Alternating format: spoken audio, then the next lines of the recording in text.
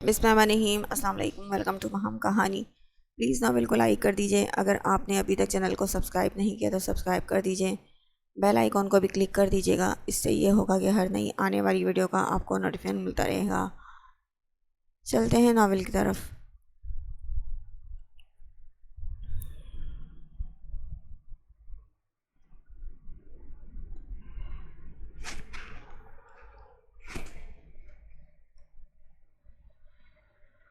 باجی گڑیا دے دیں، اس نے مدھم سے لہجے میں کہا۔ ملازمہ نے نیند میں ہی اس کی بیٹی کو اٹھا کر دروازہ کھولا اور اسے چھوٹی بچی پکڑاتے ہی دروازہ ٹھک سے بند کر دیا۔ وہ خاموشی سے اپنے چھوٹے سے کمرے میں جا کر لیٹ گئی۔ رات کے 10 بج رہے تھے۔ وہ جانتی تھی 7 بجے سے اب تک سکون سے نیند کرتی اس کی بیٹی کچھ دیر تک جاگ جائے گی۔ اسے سلا کر جلدی سے کمر سیدھی کرتی حمینہ ابھی نیند میں گئی تھی کہ اس کی بیٹی نے جاگ کر دودھ کے لیے رونا شروع کر دیا۔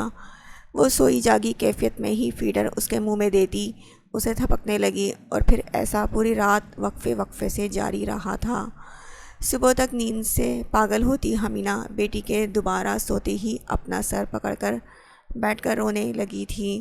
یا اللہ، میں نہیں رہ سکتی ایسے، مجھ سے یہ زندگی نہیں گزاری جا رہی۔ وہ سسکیوں کا گلا گھونٹتے بڑبڑا رہی تھی۔ اب تو یہی اس کا معمول بن چکا تھا۔ ثنا بیگم کو فجر کے فوری بعد چائے چاہیے ہوتی تھی، اور یہ ذمہ داری بھی اب حمینہ کی تھی۔ دن کے وقت باہر لان کی کانٹ جانٹ کرنے والا بوڑھا مالی اس کی بیٹی کو سنبھالے رکھتا تھا۔ ملازمین کی مدد سے ہی اس کا کام کرنا آسان ثابت ہو رہا تھا، مگر وہ اس معمول سے تھک رہی تھی۔ اب وہ اوائل عمری میں تھی۔ اس عمر میں لڑکیوں کی نیند پوری نہیں ہوتی، اور وہ پورا دن ثنا بیگم کی خدمت کر کے ساری رات سوتے جاگتے تمام کر دیتی تھی۔ اس کے اندر کی زندہ دل لڑکی تو پہلے ہی مر چکی تھی، اور اب ان حالات نے حمینہ کو ہی مار دیا تھا۔ اب صرف ایک وجود بچا تھا جس میں روح ہر گزرتے دن کے ساتھ خاک ہو رہی تھی۔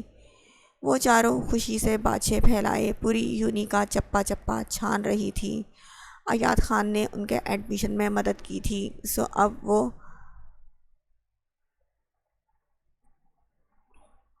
مرحلہ طے ہو چکا تھا۔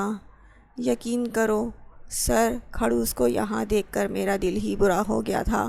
میں سوچ بھی نہیں سکتی تھی یونی میں سب سے پہلے ہمیں وہی ملیں گے۔ کینٹین میں بیٹھتے ہی اسوان منہ بگاڑتے ہوئے بولی تھی۔ ہیں کون سر کھڑوس؟ گلالئی نے حیرت سے سوال کیا۔ سر ایاد خان کی بات کر رہی ہے یہ؟ ویسے یار واقعی کافی عجیب ہیں، ذرا سی بات پر منہ پھلا کر طنز کرتے ہیں۔ علیحہ نے اس کے علم میں اضافہ کیا۔ گلالئی ہونک سی دونوں کو دیکھنے لگی۔ تمہیں کچھ کہنا ہے تو تم بھی کہہ دو، گلالئی نے ناک چڑھا کر حمالہ کو مخاطب کیا۔ میرا دماغ نہیں خراب، مجھے وہ سر اچھے لگتے ہیں، یہ دونوں تو پاگل ہیں، حمالہ ناراضگی سے بولی۔ چلو شکر ہے کوئی تو نارمل انسان ملا، یہ دونوں واقعی پاگل ہیں، گلالئی نے زور زور سے سر ہلایا۔ اس نارمل انسان کا تو میں اوراد لالا کو بتاؤں گی، پھر دیکھنا کیسے سر ایاد کو پسند کرتی ہے۔ علیحہ نے مسکراہٹ دبا کر اسے سنوایا تو وہ جلدی سے سیدھی ہوئی۔ پسند کب کیا؟ میں نے کہا اچھے ٹیچر ہیں، حمالہ نے اپنے جملے کی خود تصحیح کرتے ہوئے دہرایا۔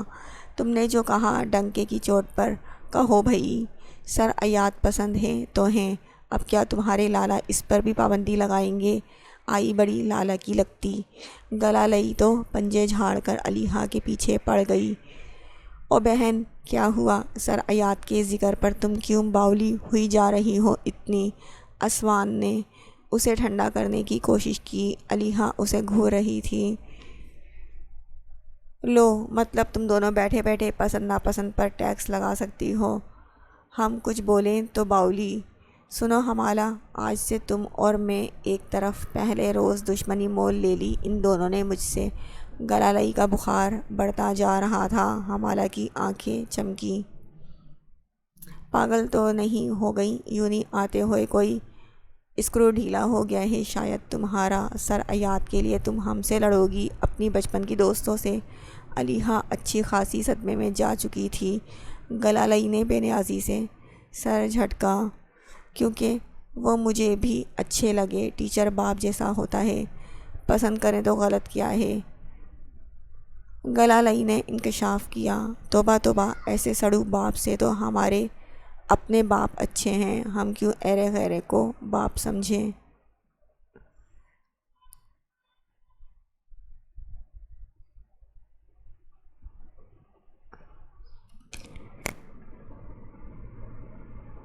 طرفداری کی، لگتا تھا ٹیم بس بن چکی۔ سنو دوغلی، تم یہ پارٹی بدل رہی ہو نا، پھر بعد میں مت آنا میرے پاس الہام سے یہ منگوا دو وہ منگوا دو۔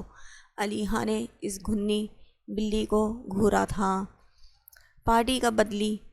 کیا مجھے رائے دینے کا حق نہیں؟ حمالہ نے ایموشنل ہو کر کہا۔ کینٹین میں بیٹھ کر بھی بکواس سے ہی پیٹ بھرنا تھا تو ہم باہر لان میں اچھے نہیں تھے کیا؟ کینٹین میں بیٹھ کر یہی سب بکواس کرنی تھی، اسی سے پیٹ بھرنا تھا تو ہم باہر لان میں اچھے نہیں تھے کیا؟ عثمان نے ان سب کو طنزیہ نظروں سے دیکھتے ہوئے کہا۔ مجھے بہت بھوک لگی ہے، برگر کھاتے ہیں۔ گلالئی کو کھانے کا سوچ کر ہی بھوک ستانے لگی تھی۔ تمہیں کب بھوک نہیں لگتی یہ بتاؤ، کھا کھا کر آلو بن گئی ہو؟ علیحا نے اس کی دبلی جسامت پر چوٹ کی۔ کھاتے پیتے گھر کی ہوں، لوگوں کی طرح فاقہ زدہ نہیں لگتی۔ گلالئی نے فوری جوابی وار کیا تھا۔ علیحا بھڑک اٹھی تھی، جبکہ حمالہ نے فوراً اپنی نازک وجود کو دیکھ کر رونی صورت بنائی۔ میں فاقہ زدہ نہیں لگتی، میں ڈیلیکیٹ ہوں، تم اپنی لڑائی میں مجھے کیوں گھسیٹ رہی ہو؟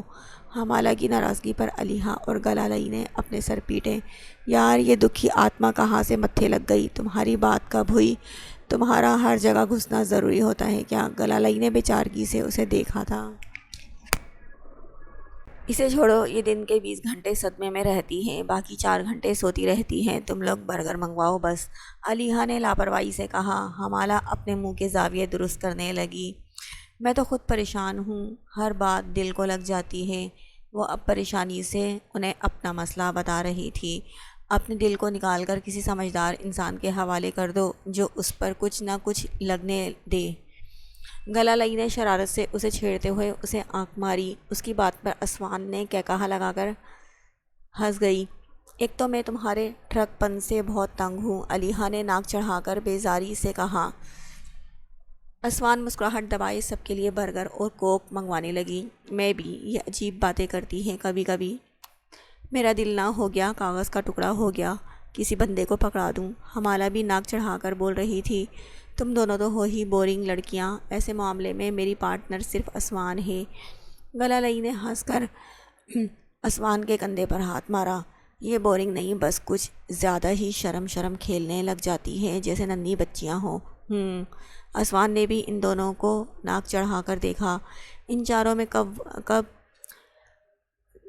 دو کس بات پر پارٹنر بن جائیں پتہ نہیں چلتا تھا۔ اس وقت حمالہ اور علیحا شرم و حیا پر درس دے رہی تھی، جبکہ اسوان اور گلالئی لاپرواہی سے اپنی مستی میں مست تھیں۔ رباس، مجھے شاپنگ پر لے جانا، باقی یہاں کی سب تیاریاں تو تمہارے بابا کریں گے، بٹ مجھے اپنی ایقان اور علیحا کی شاپنگ کرنی پڑے گی خود۔ جی لے جاؤں گا، کبھی اپنے بیٹے اورات کو بھی تکلیف دے دیا کرے۔ رباس آج کل ہر بات پر ناراض ہونے لگا تھا۔ پریحان اس کا ناراض چہرہ دیکھ کر بے ساختہ مسکرائی۔ فکر مت کرو، اس کی شادی پر سارا کام اسی سے کروائیں گے۔ انہوں نے مسکراہٹ دبا کر اسے تسلی دی۔ کر ہی نہ لے وہ نواب، آپ کبھی جا کر دیکھیں وہاں شہر میں کیسے نوابوں کی طرح رہ رہا ہوتا ہے، سارا دن ملازموں کو بھگائے رکھتا ہے، بالکل کوئی کام خود نہیں کرتا، اس پر اکڑ ایسی جیسے پورا پاکستان اسی کے کندھے پر چلتا ہے، الہام کو بھی اپنے جیسا بنا رہا ہے۔ رباس خفگی سے بول رہا تھا۔ پریحان جانتی تھی وہ ناراض ہونے کا بس بہانہ بنا رہا ہے، ورنہ آج سے پہلے اسے کبھی اورات کے لائف اسٹائل پر اعتراض نہیں ہوا تھا۔ رباس، اسے رہنے دو، جیسے بھی رہتا ہے۔ تم سب بہن بھائیوں کا بچپن بہت لاڈ پیار میں گزرا ہے، مگر اورات نے بہت نظر اندازی جھیلی ہے۔ چھوٹا سا تھا جب آغا جان کی ڈیتھ ہو گئی۔ تمہارے بابا جان ان دنوں اتنے ڈسٹرب تھے کہ کئی گھنٹے غائب دماغ رہتے تھے، اور ان کو پکارتا وہ رہ جاتا تھا، وہ جواب نہیں دیتے تھے۔ انہی دنوں میں بھی الہام کی پیدائش پر بیمار اور چڑچڑی سی میں ہو رہی تھی۔ وہ ہر طرف سے نظر انداز ہو رہا تھا۔ خانی مورے اسے سنبھالتی تھی تو انہوں نے اسے بس ایسا ہی بنا دیا۔ پریہان اداسی سے بول رہی تھی۔ رباس انہیں افسردہ کر کے شرمندہ ہوا۔ آئی ایم سوری ماما، میں پتہ نہیں کس بات کا غصہ اتار گیا، اور رات میں کوئی خاص کوئی خامی نہیں ہے، آپ ریلیکس رہیں اور یہ بتائیں کہ کب جانا ہے شاپنگ پر۔ وہ انہیں خود سے لگائے نرمی سے بولا، جب بھی فری ہو لے جانا، بس یہ کام جلد ہو جانا چاہیے، تم جانتے ہو وقت بہت کم ہے۔ وہ آنکھوں کی نمی صاف کرتے ہوئے ہدایت دے رہی تھی۔ یار مجھے یہ سمجھ نہیں آتی آپ لوگوں کو اتنی جلدی کیا ہے؟ وہ پھر سے چڑچڑا ہو رہا تھا۔ پریہان اسے انسنا کیے اپنی تیاریوں میں مگن تھی۔ حویلی سے جاتے ہوئے رباس نے ایک بار خان موسیٰ کے پورشن کی طرف پرسوچ نظروں سے دیکھا اور سر جھٹک کر آگے بڑھ گیا۔ وہاں ایقان اپنے کمرے میں اندھیرا کیے پڑی تھی۔ رباس کی شادی کی تاریخ طے ہو چکی تھی۔ حمالہ اور علیحہ ایک ماہ پہلے سے ہی خان عیسیٰ کے گھر ان کو بھیج دیا گیا تھا تاکہ ان کی پڑھائی کا حرج نہ ہو۔ حمالہ حویلی واپس جانے کے لیے روزانہ نیا بہانہ بناتی اور تھوڑی دیر روتی دھوتی رہتی تھی۔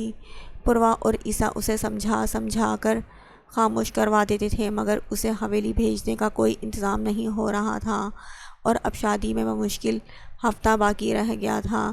مجھے حویلی جانا ہے، میری طبیعت خراب ہے بہت۔ آج پھر حمالہ ایک نئے بہانے کے ساتھ خان عیسیٰ کے سر پر سوار تھی۔ وہ آہ بھر کر رہ گئے۔ بیٹا اپنی طبیعت کو چند دن کے لیے انتظار کرنے کا کہہ دو۔ خانزادہ لالا کی ہدایت تھی کہ لڑکیاں پڑھائی کریں۔ خان عیسیٰ نے بے چارگی سے اس کا سر تھپک کر سمجھایا۔ وہ تو پھنس ہی گئے تھے، لیکن بابا نے تو اب کہہ دیا ہے کہ آ جانا۔ انہوں نے اورات لالا کو کال کی تھی، ان سے پوچھیں کب لے جائیں گے آخر ہمیں۔ علیحہ نے زج ہو کر کہا، آپ کال کریں، اورات کو کیوں تنگ کیا ہوا ہے بچوں کو۔ پوروا نے عیسیٰ کو کال کرنے کا کہا۔ اچھا بھائی ویٹ کریں۔ عیسیٰ ہار مان کر کال ملا گئے۔ موہت فہد باپ کے عین قریب بیٹھ کر یوں انہیں دیکھنے لگے جیسے حمالہ اور علیحہ نہیں انہیں جانا ہے۔ اورات بچیوں کو لینے کب آؤ گے یار، انتظار کر رہی ہیں، ہمیں بھی جانا ہے حویلی۔ میرے جن تو آج اسکول سے چھٹیاں بھی لے آئے بغیر پوچھے۔ عیسیٰ ہنس ہنس کر بول رہے تھے۔ دوسری جانب آفس میں بیٹھے اورات کی لیپ ٹاپ پر چلتی انگلیوں کی رفتار کم ہوئی۔ میں تو پھنس گیا ہوں، میری کچھ میٹنگز تھیں اسی لیے لینے نہیں آ پایا، اور اب بابا اور چاچو کہہ رہے ہیں ان کو شاپنگ بھی کرواؤں۔ اورات تپا بیٹھا تھا۔ علیحہ اور حمالہ آنکھیں اور کان کھولے خان عیسیٰ کو دیکھ رہی تھیں۔ اسوان دور بیٹھ کر چاکلیٹ کھاتے ہوئے ان دونوں پر ہنس رہی تھی۔ کوئی بات نہیں، شادی اچانک ہو رہی ہے، اسی لیے سب کام بانٹ کر کرنے پڑیں گے۔ تم بزی ہو تو مجھے بتاؤ، عیسیٰ نے نرمی سے سمجھاتے ہوئے اس کی مصروفیت کے خیال سے پوچھا۔ الہام اور ان دونوں کو شاپنگ کروانی ہے، کروا کر سیدھا حویلی لے جاؤں گا، ان سے کہیں صبر کریں، 2 دن بہت بزی ہوں، پھر لے جاؤں گا۔ اورات نے بے چارگی سے جواب دیا تو عیسیٰ سر ہلا گئے۔ کال کٹتے ہی علیحہ اور حمالہ جواب سننے کے لیے آگے ہوئیں۔ عیسیٰ انہیں دیکھ کر مسکرائے۔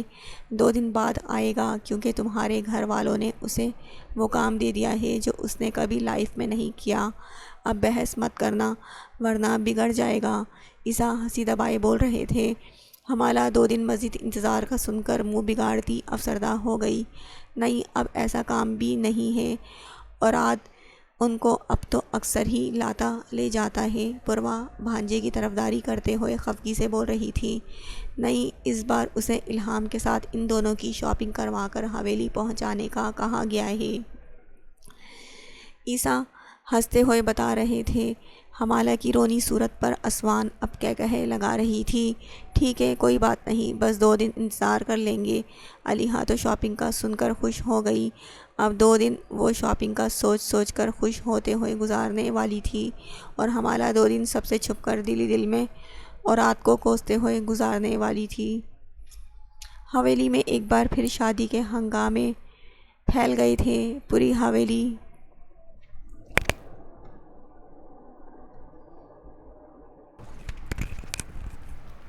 حویلی میں ایک بار پھر شادی کے ہنگامے پھیل گئے تھے۔ پوری حویلی سجاوٹ کے لیے الٹ پلٹ دی گئی تھی، کیونکہ اس بار حویلی کے پہلے بیٹے کی شادی تھی۔ اس بار گل جان کے ساتھ خانی بیگم اور ثنا بیگم بھی باہر ہال میں بیٹھی سب ملازمین کو ہدایت دے رہی تھیں۔ اپنے کمرے میں سر درد کا بہانہ کر کے پڑی ایقان کا سر پھر سے شادی کا سوچ سوچ کر واقعی درد کرنے لگا تھا۔ دروازے پر دستک ہوئی تو وہ گہرا سانس بھر کر اٹھ بیٹھی۔ آ جائیں، اس نے مری مری آواز میں اجازت دی۔ ایقان، تمہاری طبیعت زیادہ خراب ہے کیا؟ کمرے میں ابراہیم داخل ہوا تھا۔ اس کی پریشان آواز پر ایقان جلدی سے چہرے پر ہاتھ پھیرتی خود کو نارمل ظاہر کرنے کی کوشش کرنے لگی تھی۔ جی ٹھیک ہوں، بس تھوڑا سا سر میں درد تھا، وہ آہستگی سے بولتی نظریں چرا رہی تھی۔ مجھے تھوڑا تو نہیں لگ رہا، دکھاؤ ذرا۔ ابراہیم اس کے پاس بیٹھ کر نبض چیک کرنے لگا، پھر چونک کر اس کے ماتھے پر ہاتھ رکھا۔ کافی ٹیمپریچر ہو رہا ہے، کوئی پریشانی ہے کیا؟ اس کے گرد بازو پھیلا کر اسے اپنے حصار میں لیتا وہ نرمی سے سوال کر رہا تھا۔ ایقان سر اٹھائی اسے دیکھنے لگی۔ دل چاہا کہہ دے ہاں، اسے شادی نہیں کرنی، دوسری مرتبہ پھر کسی کی باندی نہیں بننا چاہتی۔ مرد تو حاکم ہی ہوتا ہے، اور اب وہ کسی کی بھی اچھے یا برے مرد کی محکوم رعایا نہیں بننا چاہتی۔ مگر وہ سب اعتراضات اپنے اندر دبا گئی، جانتی تھی اس کے انکار کی اب کوئی گنجائش نہیں بچی تھی۔ مجھے کوئی پریشانی نہیں، بس میں تھوڑی گھبرائی ہوئی ہوں، وہ سر جھکا کر جھجک کر بولی تھی۔ ابراہیم سمجھ گیا وہ دوسری بار شادی جیسے تجربے سے نہیں گزرنا چاہ رہی تھی۔ میں سمجھتا ہوں ایقان، تم ڈری ہوئی ہو خود پر گزرے حالات کی وجہ سے۔ میں تم سے یہ تو نہیں کہہ سکتا مت ڈرو، برا وقت انسان کے اندر ٹھہر جاتا ہے اور پھر وہ تب تک نہیں نکلتا جب تک انسان اچھے وقت میں مگن نہ ہو جائے، اور کسی کے کہہ دینے سے انسان نارمل نہیں ہو جاتا۔ مگر دیکھو ایقان، اگر تم یہاں اس خوف میں خود کو قید رکھو گی تو ساری زندگی سب سے ڈرتی ہی رہو گی۔ تم جانتی ہو ہماری حویلی میں بہن بیٹی کی عزت دی جاتی ہے، تو جو عزت دے گا وہ تمہیں کسی کے آگے گرنے نہیں دے گا، بس اتنا یقین رکھو۔ ابراہیم نرمی سے سمجھا رہا تھا۔ ایقان کے دماغ کی الجھن سلجھ رہی تھی، مگر وہ ابراہیم کو نہیں بتا سکتی تھی کہ وہ پھر سے انچاہی بیوی بن کر نہیں جانا چاہتی۔ ماہد خان کے ساتھ بھی ایسا ہی رشتہ جوڑا گیا تھا، اور اب خان رباس کو بھی کیسے اس شادی کے لیے منایا گیا وہ جان گئی تھی۔ اب موڈ اچھا کرو، کوئی اور بات ہے تو بتاؤ، کیا تم اپنی شاپنگ کرنا چاہتی ہو؟ ابراہیم اسے کندھوں سے تھام کر اپنے سامنے کرتے ہوئے مسکرا کر بولا، نہیں مجھے نہیں کرنی شاپنگ، مجھے کچھ نہیں چاہیے۔ وہ نفی میں سر ہلانے لگی۔ جب دل ہی راضی نہیں تھا تو خوشی کیسے محسوس کرتی؟ ایقان، ایسے مت کرو نا، میں اپنی مصروفیت سے وقت نکال کر آج آیا ہوں تاکہ تمہیں تمہاری مرضی کی شاپنگ کروا سکوں، تو کوئی بھی بہانہ کیے بغیر چادر پہن کر آؤ، پھر مجھے فری ہو کر واپس جانا ہوگا۔ ابراہیم اس کا سر تھپک کر بولا، اور اس کے بولنے کا موقع دیے بنا بستر سے کھڑا اسے کر دیا۔ وہ چپ چاپ اٹھ کر باتھ روم میں بند ہو گئی۔ ابراہیم باہر جا چکا تھا، آج ہاسپٹل سے سیدھا حویلی پہنچا تھا تاکہ ایقان کو شاپنگ کروا سکے۔ اس کی پہلی شادی میں تو وہ مہمانوں کی طرح آیا تھا اور کوئی حق نہیں نبھایا تھا۔ اپنے ارمان وہ اسی بار پوری کرنا چاہتا تھا، کیونکہ اس بار لڑکا اس کی مرضی کا تھا۔ اس بار اسے اپنی تھکن کی بھی پرواہ نہیں تھی۔ ایقان چہرے کو بھگو کر اپنی اداسی چھپانے کی کوشش کر رہی تھی۔ تولیے سے تھپک کر چہرہ صاف کرتی باہر آئی اور اسی ملکجے حلیے میں چادر پہنے باہر نکل گئی۔ ابراہیم اسے لیے اپنی گاڑی کے پاس پہنچا۔ عین اسی وقت حویلی کا پھاٹک کراس کرتی خان رباس کی گاڑی ان کے قریب آ رکی۔ اپنی چادر سیٹ کرتی ایقان حواس باختہ سی ابراہیم کو دیکھنے لگی۔ وہ رباس کا سامنا کیے بغیر جلد از جلد گاڑی میں بیٹھ جانا چاہتی تھی، مگر ابراہیم تو اس لمحے جیسے ایقان کو بھلا ہی بیٹھا تھا۔ سناؤ ابراہیم، آج کیسے نظر آئے حویلی میں؟ خان رباس گاڑی سے نکلتے ہوئے مسکرا کر بولا۔